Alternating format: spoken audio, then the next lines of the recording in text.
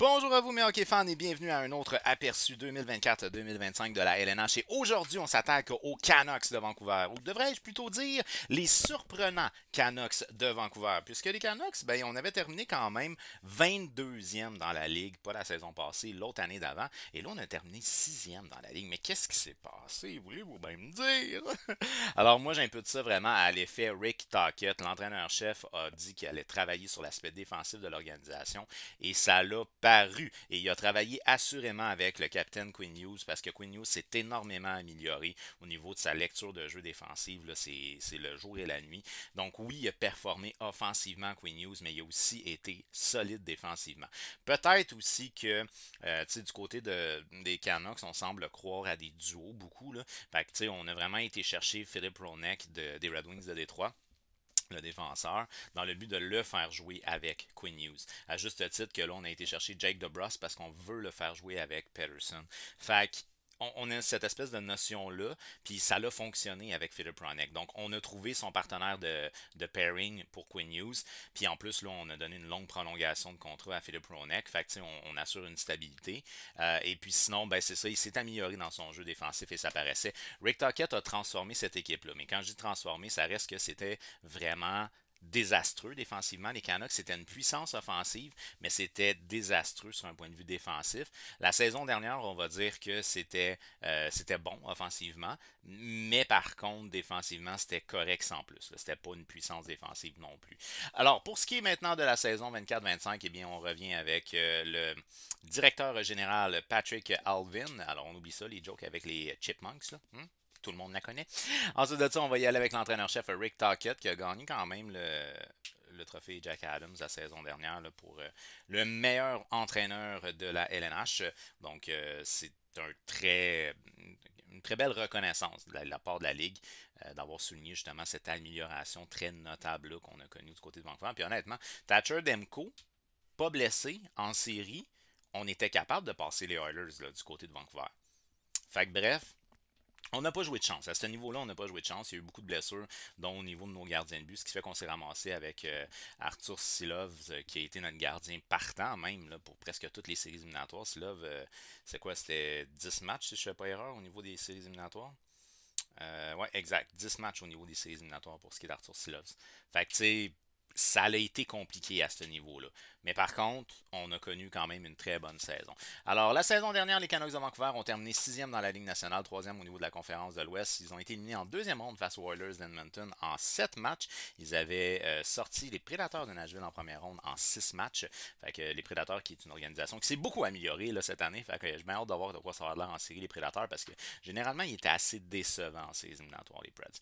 Ensuite de ça, ben, c'est 50 victoires, 23 défaites, 9 défaites en prolongation, un total de 110 points, une moyenne de buts marqués de 3,40 pour le 6e rang dans la Ligue nationale et une moyenne de buts encaissés de 2,70 pour le 6e rang dans la Ligue nationale. Fait que, nette amélioration à ce niveau-là, autant au niveau défensif, net, mais sinon, même au niveau offensif, on est bon quand même 6e dans la Ligue. Où ça se corse un peu, c'est au niveau des unités spéciales. 22,7% pour ce qui est de l'avantage numérique à 11e dans la Ligue. Fait que, on est bien quand même. Et 79,1%, on est 17e dans la Ligue. Fait que, au niveau des Canucks, nette amélioration au niveau du rendement défensif versus l'ère de Travis Green. Fait que ça, je pense qu'on chapeau à Rick Tocchet pour ça. Il a réussi à responsabiliser ses gars, puis tout le monde joue un peu défensivement. Fait que ça, c'est très très bon. Par contre, de son propre aveu, dis-je bien, Rick Tocchet, il dit ben c'est sûr que tu sais, on peut pas transformer je sais pas comment il dit, on peut pas transformer des roches en or. En tout cas, bref, pour dire que si on demande à des gars très offensifs de jouer et d'être responsables défensivement, c'est sûr que leur production offensive va diminuer un peu. Là, donc, il veut donner un peu plus de liberté à ses attaquants cette année, peut-être les forcer un peu moins au jeu défensif, parce qu'on a eu de la difficulté là, du côté de Vancouver en séries éliminatoires au niveau offensif.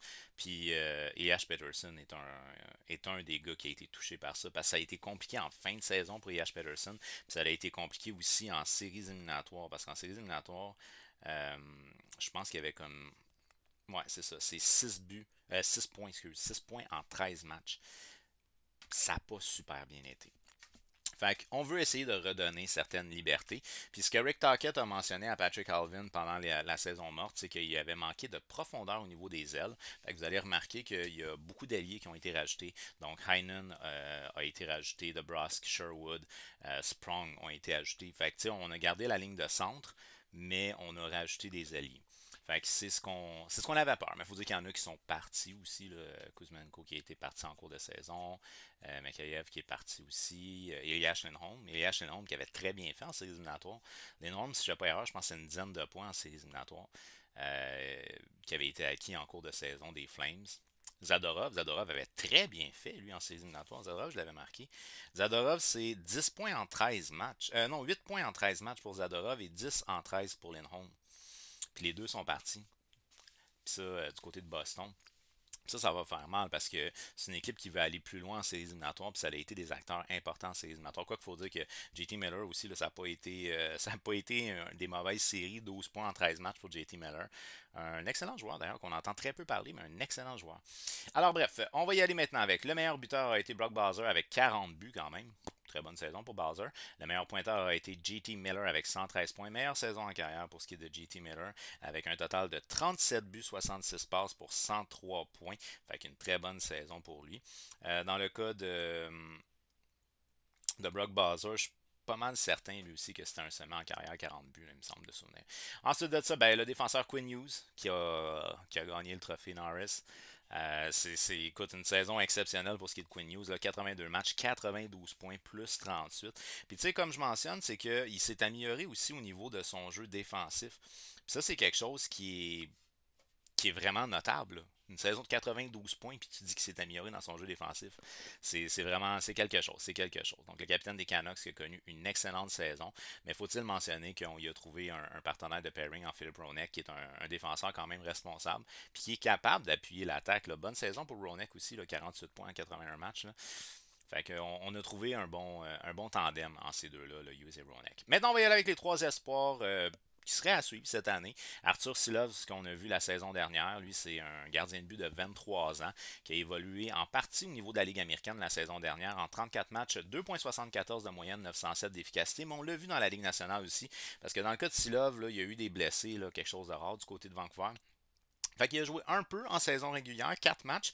Il a une moyenne de 2,47, 881. Mais en séries éliminatoires, c'est là que ça s'est corsé pour la position des gardiens de but. Puis c'est là qu'il a fallu que Silov y sorte. Là, t'sais. Alors, on parle de 10 matchs, 2,91 de moyenne et 898 en série.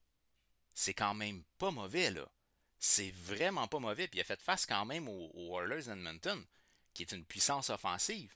Alors, qui est Arthur Silov? Ben, c'est ça, c'est un gardien de but de 23 ans. Il mesure 6 pieds 4, il pèse 216 livres. C'est un très gros gabarit. C'est un gars qu'on dit qu'il a des. Il est très agile. Il est très agile au niveau de son patin. Donc, il est capable de bouger de façon furtive et efficace. C'est un gars qui est, on dit, il est bon dans ses déplacements. Et il a quand même une bonne coordination main-œil. On mentionne que son bloqueur, entre autres, le côté de son bloqueur est vraiment sa force.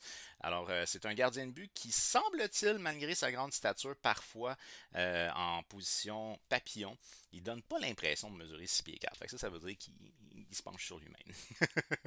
Mais c'est un gardien de but quand même qu'il a relativement bien fait au niveau de la Ligue américaine, mais il a passé son test au niveau de la Ligue nationale. C'est sûr qu'on ne va pas avec lui cette année. On a fait de l'acquisition de Lankinen. Dans le cas de Lankinen, lui, il a déjà de l'expérience au niveau de la LNH. Fait que c'est un gars qu'on a été chercher du côté de Nashville là, pour les Canucks. Fait que c'est sûr que ça ne devrait pas être lui, mais il devrait être le partant au niveau de la Ligue américaine et en cas de blessure, il devrait être le gardien de but rappelé. Ensuite de ça, on va y aller avec l'espoir Jonathan Lekiramaki. Lekerimaki. Lekerimaki. Alors, Lekerimaki, c'est un ailier droit de 20 ans. Il mesure 5 pieds 11, 172 livres. Lui, il a joué au niveau de la Ligue d'élite de Suède la saison dernière. En 46 matchs, il a 19 buts, 12 passes pour 31 points. Mais sinon, il a joué aussi un petit peu au niveau de la Ligue nationale. En 6 matchs, il a 1 but, 1 passe, 2 points. Et au niveau du championnat du monde des moins de 20 ans, il a... c'est quoi ça? C'est 10 matchs... moi, je suis pas certain du nombre de matchs qu'il a joué en fait au niveau du championnat du monde de moins de 20 ans, mais en tout cas, il y a une dizaine de points.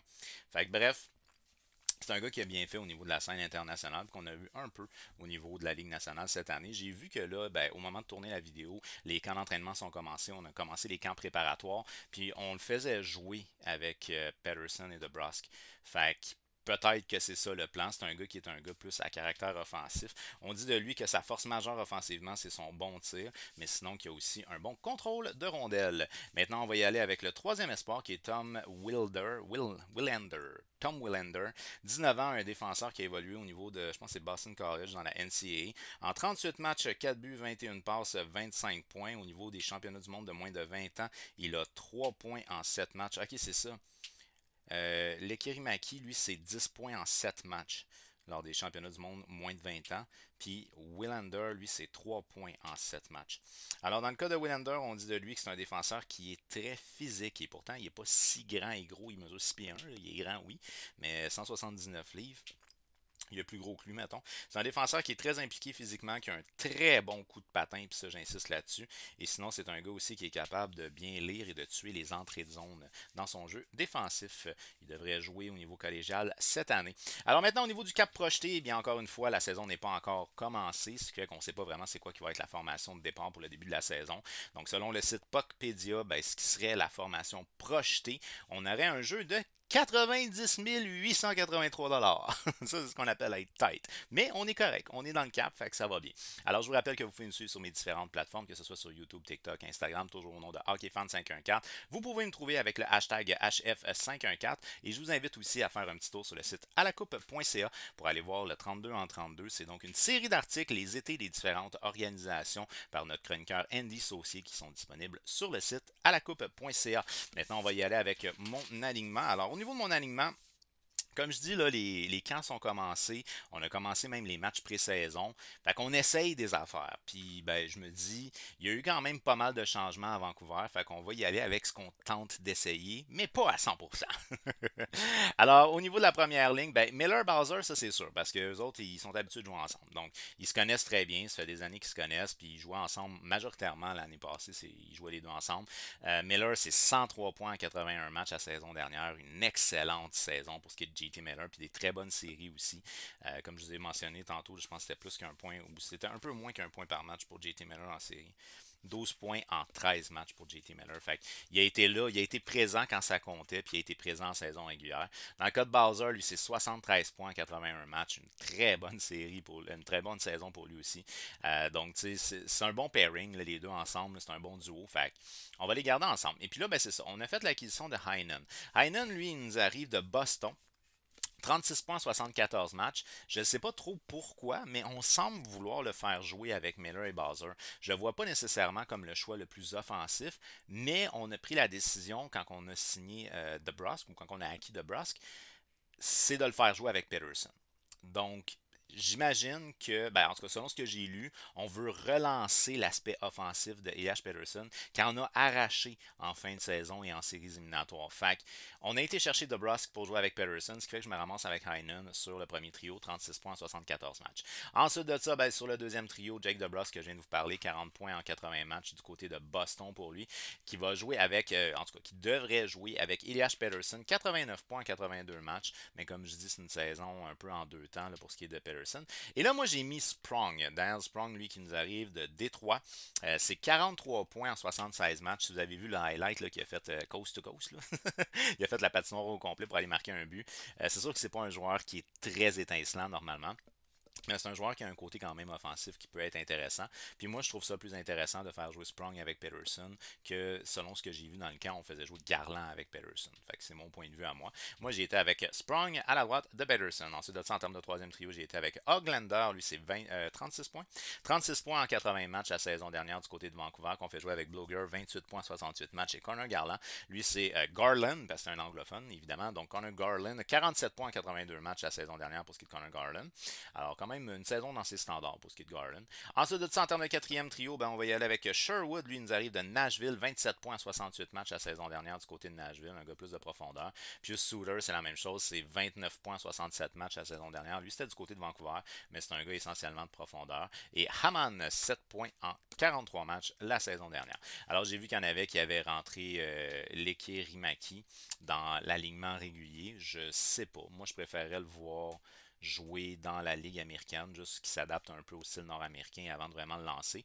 Mais si c'est ce qu'on pense qui est de mieux pour ce qui est de son développement, ben à ce moment-là, on pourrait l'avoir. Puis on pourrait couper Haman et faire entrer Leke Rimaki sur mon deuxième trio, Sprong tomberait sur mon troisième, Garland sur mon quatrième.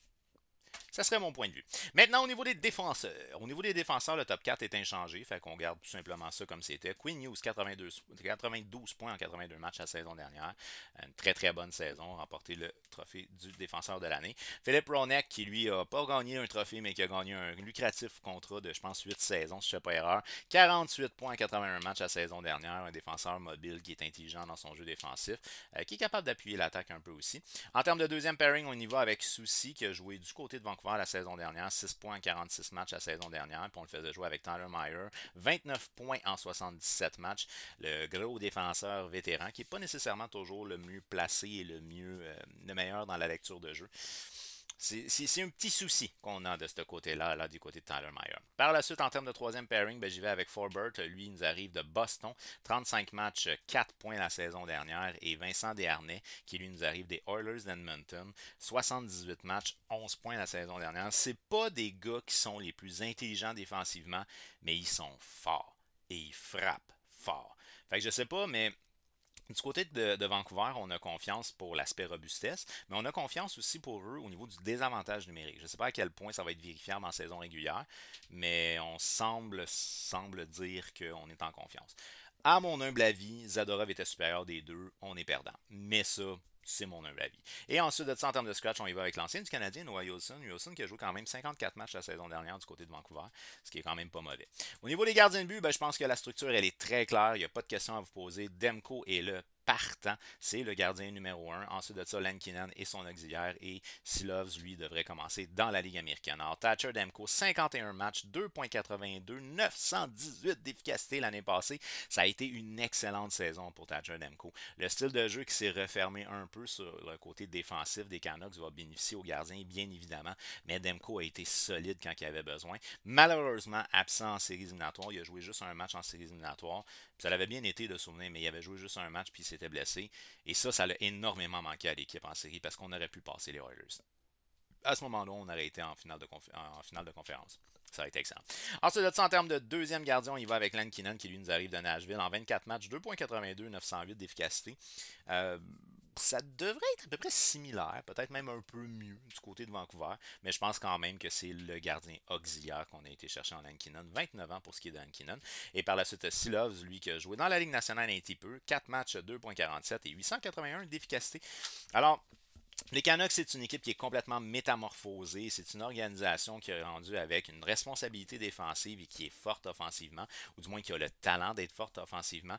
J'émets certaines réserves encore concernant leur défensive, mais il n'en reste pas moins que c'est une équipe qui s'est beaucoup améliorée versus il y a 2 ans. Alors pour moi, même si cette année, il n'y a pas énormément de gros changements, semble-t-il que Rick Tocchet avait mentionné que leur faiblesse, c'était le manque de profondeur au niveau des ailes. Et pour ce qui est d'Alvin, on a fait les moves en conséquence. On a été chercher 4 ailiers qui peuvent jouer LNH régulièrement.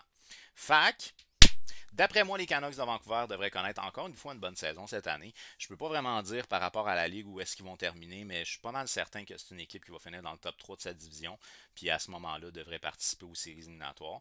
Je ne sais pas pour l'expérience des séries éliminatoires, par contre. Des gars qui avaient très bien fait en série sont plus là. J'émets des doutes en séries éliminatoires. Je ne les vois pas dans le corridor. Alors, d'après toi, les Canucks de Vancouver, est-ce que c'est une organisation qui va mieux performer que l'année passée? Peut-être que ça va être un petit peu plus décevant que l'année passée. Eh bien, fais-le moi savoir au travers des commentaires. On n'oublie pas, on s'abonne, active la petite cloche parce qu'il y a d'autres aperçus qui s'en viennent. Peu, parce que ça l'achève et la saison commence bientôt. Fait que sur ça, un grand merci d'avoir regardé ma vidéo. On se revoit très bientôt.